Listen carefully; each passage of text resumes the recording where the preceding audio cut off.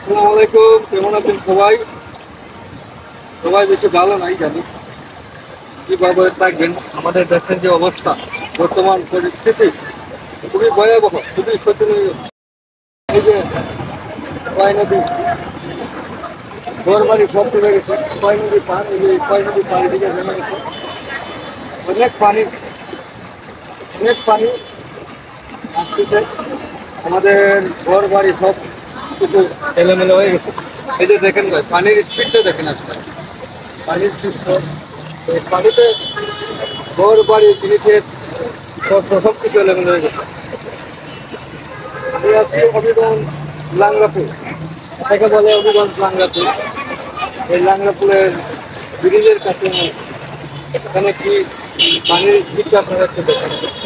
আমার মনে হয় এভাবে যদি পানি বাড়ে তাহলে এই ঘর বাড়ি তো পুড়ে গেছে, তাহলে কি হবে জানি না। আমার মনে হয় এভাবে যদি পানি বাড়ে তাহলে হবিগঞ্জ সিলেট বিভাগের মানুষ, হবিগঞ্জ সিলেট বিভাগের মানুষ কি যে হবে, কোথায় থেকে তারা দাঁড়াবে বলে বুঝাইতে পারবো না। খুবই ভয়াবহ হয়ে যাবে, খুবই শোচনীয়।